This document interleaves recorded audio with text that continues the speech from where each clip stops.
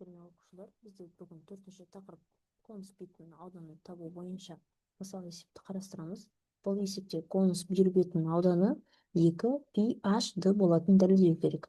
Бұндағы h ол конустың биіктігі, яғни АС, d деген конустың жасаушысына жүргізілген бірінші жасаушыда, екіншісі конустың осіне жататын орта перпендикуляр кесінінің ұзындығы болып табылады екен. Яғни ол бізде оды, иә? Оды бізде д-ға тең екен. Есептің берілгенін жазайық.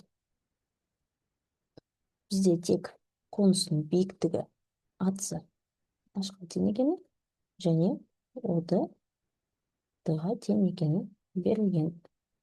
Осы жерден бізге бүйір бетін ауданын дәлелдеу керек. Енді есептің шешуі бойынша, шарты бойынша біз мынау аралықты д деп, мына аралықты h-ты белгілей қояйық. Жалпы бүйір бетінің ауданы бізде пи р л болып табылады. L ол бізде жасаушысы, R бізде цилиндрдің радиусы болып табылады. BC бізде радиус.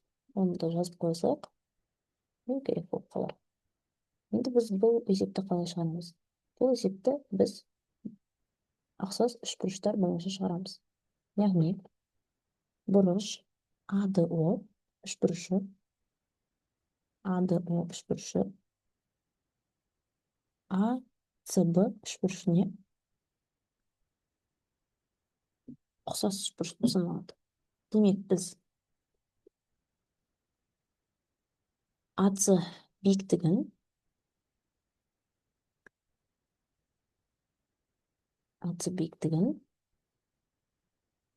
АД биіктігінің қатынасын және АБ жасаушысын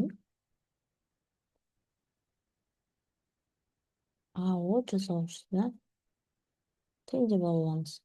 Немесе БЦ радиусын ОД-ға қатынасы тең деп ала аламыз. Осы жерде бізде АС берілген, одан бөлек ОД берілген. Демек бізге АС мен АД-ның қатынасы БЦ мен ОД-ның қатынасы тең деген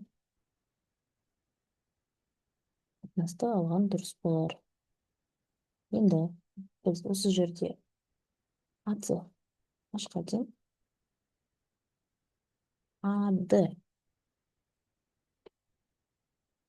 АД бізде Томирстер теоремасы бойынша қалай болады бізде?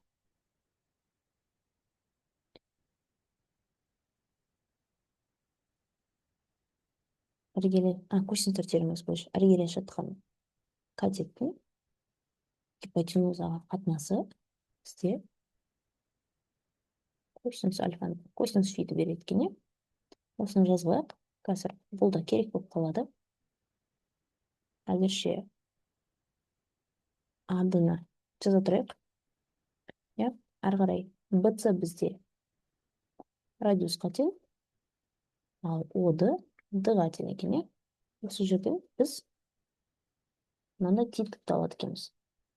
Енді бізге осы жерден АД-ны біз h-тың квадраты азайтылған d-ның квадратын түбір деп алсақ болса қалай болады екен? Немесе АД-ны табу үшін 2 pH бізде бар, R-ді өрнектеу керек екен және L-ді өрнектеу керек екен. L дегеніміз, айтпақшы, L дегеніміз ол біздің АБ-ның қақ ортасы емес пе? Демек бізде АД ол L бөлінген 2 болады. Онда біз бұны мына жерге жазып қойдық. Мынаның ешқайсысы бізге керек емес. Тек қана АД дегеніміз ол L бөлінген 2-ге тең. Енді бір-біріне көбейтсек, онда қалай болады? HD тең LR бөлінген 2. Немесе 2HD ол біздің LR-ға тең екен. Болды. Осы теңдік арқылы біз L мен R-дің көбейтіндісін бел бетінің ауданындағы PRL-дағы L мен R-дің көбейтіндісін X мен 2HD деп жаза аламыз. Онда 2PHD деген теңдік шығады. Назарларыңызға рахмет. Сау болыңыздар.